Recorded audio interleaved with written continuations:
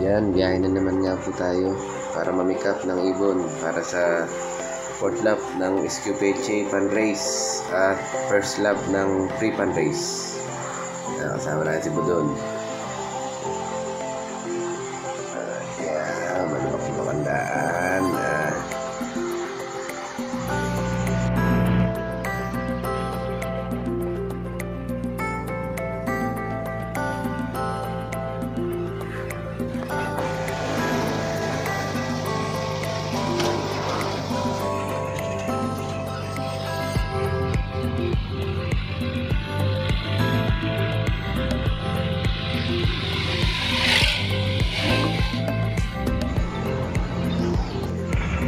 Inabutan na nga kami ng dilim dito.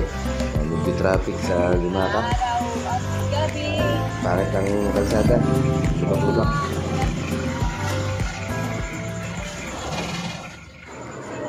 Yan, dito na nga tayo sa loading station ng Gumaka. Medyo madami-dami ng ibon na nakarga. Maya-maya lang ay kuhain na natin ito para ibiyahe.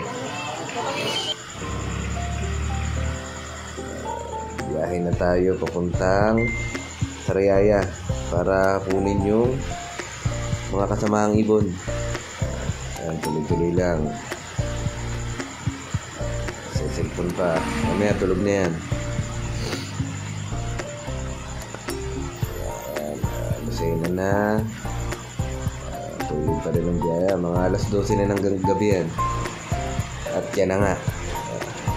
Sabi na matutulog. Yan na, mamaya na lang. Kita-kita na lang sa release point. Muntinlupa ang ruta ng pagbibitawan.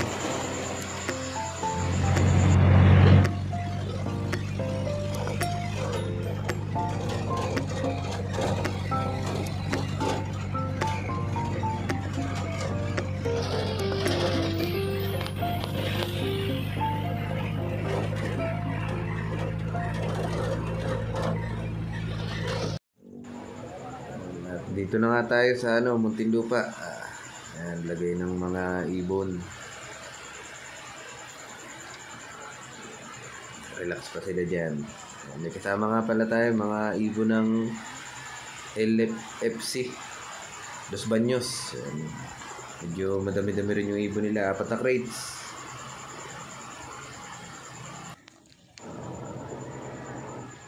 Labasin lang natin ang araw para mamaya-maya bibitawan na rin. So, good morning. Dito tayo Muntinlupa.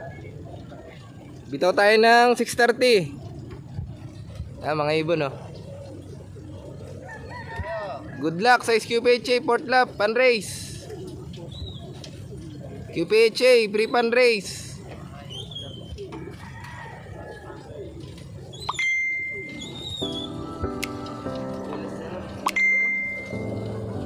Shoutout LLFC.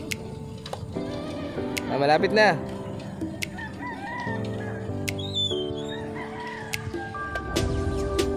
Ten seconds. 9, 8, 7, 5, 4, 2, 1. 6:30 release.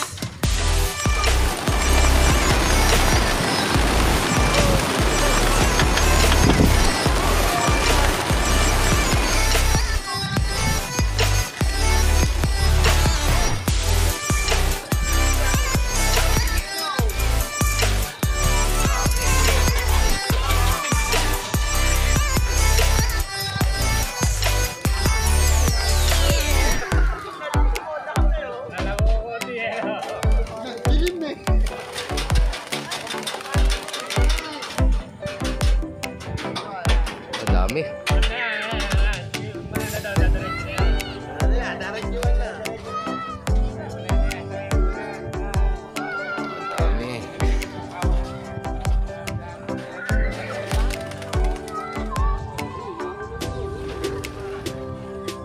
Ay, mga ibon,